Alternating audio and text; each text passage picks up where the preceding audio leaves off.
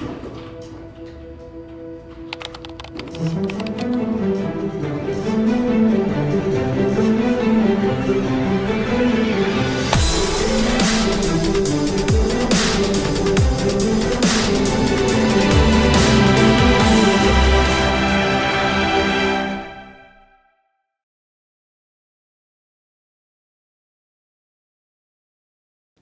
about 2 years ago, I was featured in a New York Times article called Adventures of a Teenage Polyglot, which featured my passion for learning foreign languages, this peculiar hobby that I had.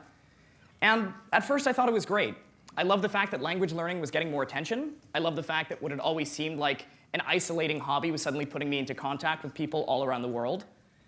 Yet as I spent more time in the media spotlight, the focus of my story began to shift. So whereas I'd always been interested in talking about the why and the how, why I was learning foreign languages, how I did it, instead it turned into a bit of a circus in which media shows wanted to sensationalize my story. So it would go a little something like this.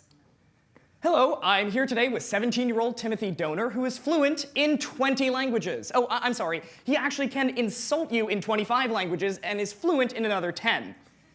Tim, how about you tell our audience good morning and thank you for watching in Muslim?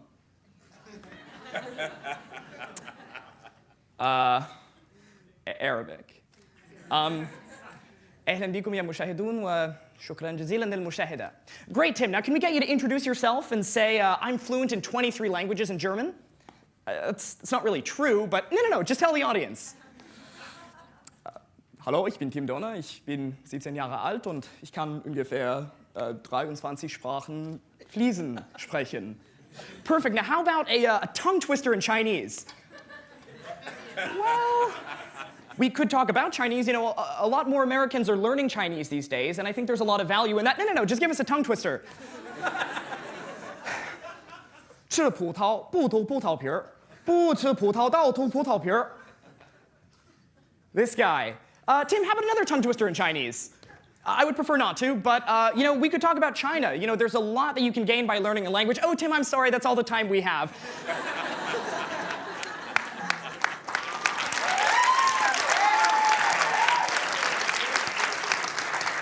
Now, why don't you tell our audience goodbye in Turkish, and we'll be over here. You know, we haven't talked about anything substantive, but Turkish, please. Haydi bakalım. Tamam. Güle güle ve çok teşekkür ederim. How about that kid, right? Wonder if he gets any girls. Now, stay with us, because up next, a skateboarding bulldog in a bathing suit.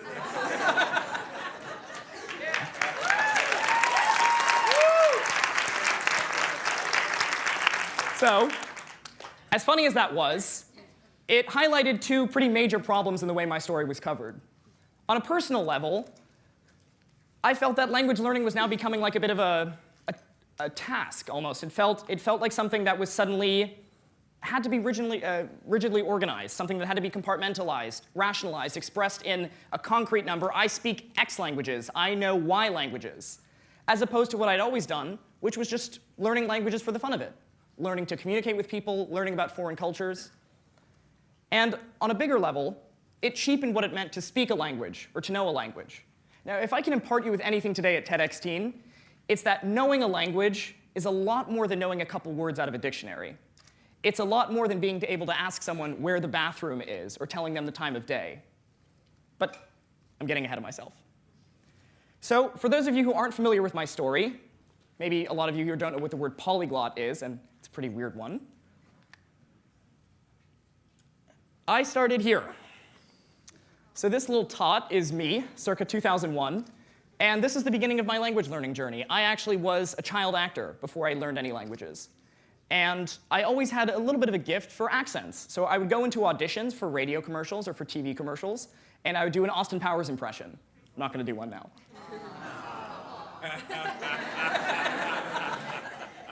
Or maybe I would do Apu from The Simpsons.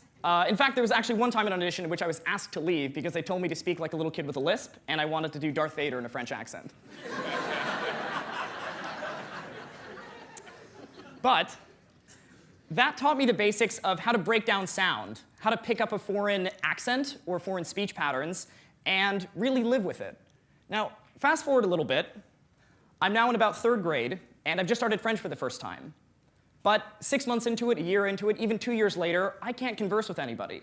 French is just another subject in school, and even though I can tell you words for elbow, knee bone, shoelace, I couldn't really have a fluent conversation with anybody. Fast forward a little bit more. In 7th grade, I started Latin. So Latin, of course, is a dead language, and in learning Latin, you really learn how to break down language, to see language as a system with rules and as a bit of a puzzle.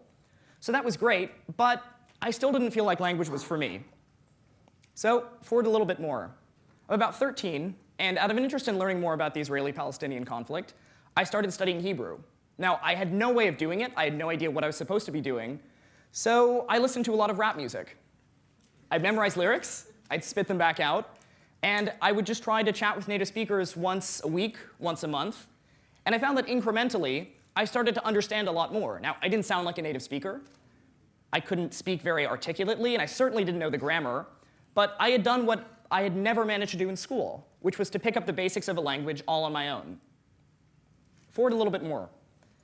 I started taking Arabic when I was 14 in a summer program going into 9th grade. This was summer of 2010. After a month, I found that I could read and write without a problem. I learned the basics of the formal language and one of its major dialects. And it turned me on to the fact that I really could pursue languages as a hobby. So it finally came to March 24th, 2011.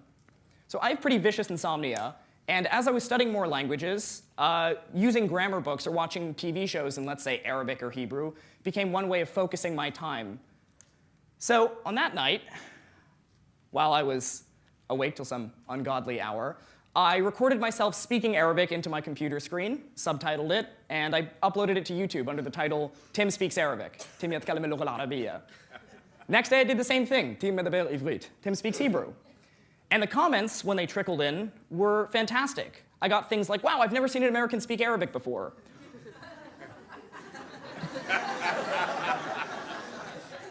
Can you blame them? In addition to that, I got things like, wow, maybe you should fix your vowels here. Or maybe this word is pronounced this way. So suddenly, language learning had gone from the solitary pages of a book or my computer screen into the wide world. After that, I was hooked. I had a community of speakers to interact with, and I essentially had a teacher or conversational partners for any language that I wanted to do. So I'll show you a quick montage of that. بدأت دراسة اللغة العربية منذ حوالي نصف سنة. Ini mulai 1, 2, 3, 4. Kira-kira 4 hari lalu. אני מרגיש שזה יותר קל לקרוא ולכתוב בערבית. كجت نizani gendon o jiboe mawin. Lakini juzi nilirudi nyumbani nilikuwa nikijifunza Kifarsi. زمعت تلفظ تنجي ديرة منانا ورزدا بخير بخدي بامان.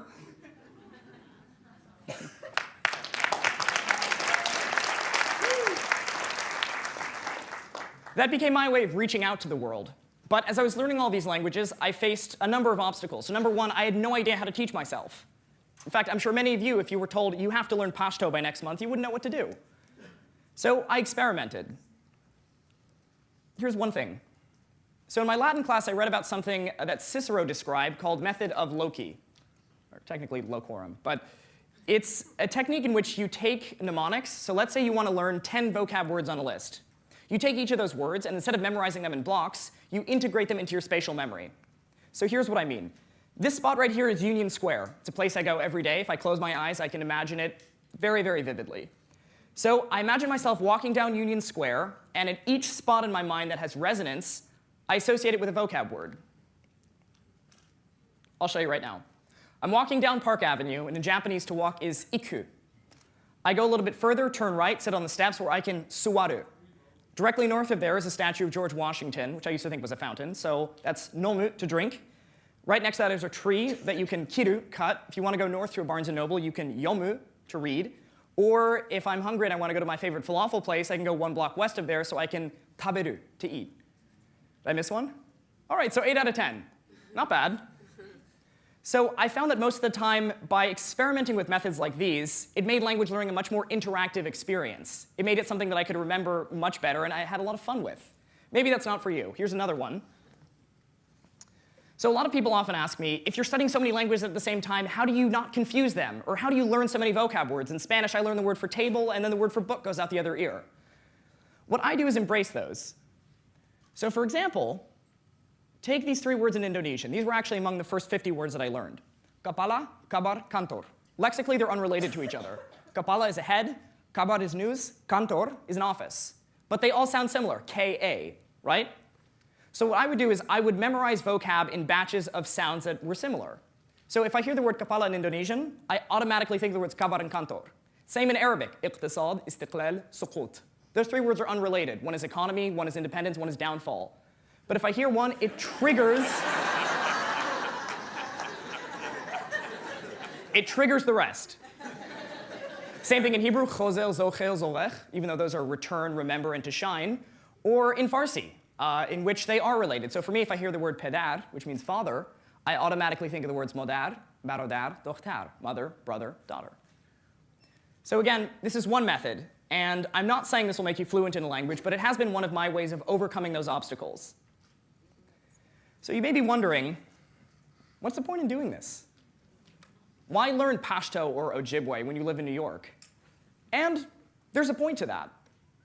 In fact, I've lived in New York my entire life, and I'm always blown away by the number of languages you can hear on a given day. Walking down the street, I see billboards in Chinese or in Spanish. I see Russian bookstores, Indian restaurants, Turkish bathhouses. Yet for all that linguistic diversity, mainstream American culture remains decidedly monolingual. And if you don't think that's true, look at the reactions to Coca-Cola's Super Bowl video. So as I started to play around more with language learning, I found that I had my own community of learners here in New York. I would go out to outer boroughs and, for lack of a better word, embarrass myself. I try to talk to people all day, get their views on things, and use my newfound language skills. Как вас зовут? Натан. Натан. Добрый день. Это. Тебя как зовут? Привет. Я Тим. Тим. Тим. Очень приятно. Очень приятно. И откуда вы? अब अच्छा इस किताब के बारे में यहाँ पे लिखा है ये किताब कुदरतुल्लाह शाह की खुद नविश्त है एक और नविस क्या है? Writer? खुद नविश्त Oh, was written. वो नहीं हाँ अपने about his own life Oh, okay. Oh, खुद नविस. हाँ खुद नविश. खुद नविश्त Yes. So maybe you have to use a lot of English. Maybe you're not really that articulate or interesting when you talk, but the point is you're getting out there and you're getting exposure.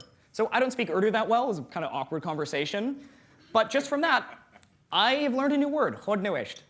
I'm not going to forget it now. So moving on, you may wonder, again, what's the point of doing this? And I try to explain to people a lot what my various motivations are, but I often feel that this quote from Nelson Mandela is the best expression of that. If you talk to a man in a language he understands, that goes to his head. If you talk to him in his language, that goes to his heart. So as I've begun to see, there's an enormous connection between language and culture, language and thought. And quite honestly, if you want to learn Persian, for example, you pick up a dictionary and you say, I know how to say thank you, I know how to say how much is this, and I know how to say goodbye. Oh, I speak Persian. Probably not. Let's see, actually. In fact, if you want to buy something in a Persian bookstore, you might ask someone, how much is this? Generally, they'll tell you this, which means. So in fact, this is an ingrained cultural practice called ta'aruf, in which two people having a conversation both try to behave more humble than the other. So if I go to buy a book, it's rude for that person to tell me it's $5. He has to say, it's worthless, please. You are so good looking, you're so talented, you're whatever. Take it for free. I'm so humble, take it for free. Or you might find something like this phrase. If you want to thank somebody, if you want to show your gratitude towards them or say nice to meet you, I could say, well, I know how to say thank you in Farsi, I speak Farsi. Maybe not, though. In fact, I've often heard this phrase when I talk with Iranians, "Qurbanit beram," which literally means. So again, it's poetic, you might call it melodramatic, but this is something you really have to understand the culture to get. Now, right, and again, I don't want to exoticize this, because think about it, we have this in English all the time. If you ask somebody, how are you, what are you expecting to hear? I'm fine. If you tell me anything else, I'm not interested. But we do it anyway. We say bless you, even though that has no real religious connotation now when people sneeze, right? So, it's interesting if you think about the fact that most linguists believe language doesn't inherently affect the way you think, right? There's no language that'll make you a math genius. There's no language that'll make logic problems impossible to understand. But there's a real tie between language and culture. There's so much language can tell you about one culture's mindset. And in fact, on planet Earth, every 2 weeks, another language dies. No more people are speaking it. Because of war, because of famine, oftentimes just because of assimilation. Maybe it's easier for me not to speak my village language, but to speak Arabic, let's say. Or maybe I'm from a tribe in the Amazon, my habitat is cut down, and it just makes more sense for me to learn Portuguese and lose my culture. So think about that. 2 months from today is April 1st. For many of you, that date may be stressful because you have a paper due or the rent is due. But for 2 groups of people around the world, for 2 cultures, that means the death of their language, the death of their mythology, their history, their folklore, their understanding of the world. Now again, you brushing up on your Spanish, going to Japanese class, is not going to stop language death. But what it does do is begin to open up your mind to the idea that language, in essence, represents a cultural worldview. And if I can impart you with anything today at TEDx Teen, it's this. You can translate words easily, but you can't quite translate meaning. Thank you.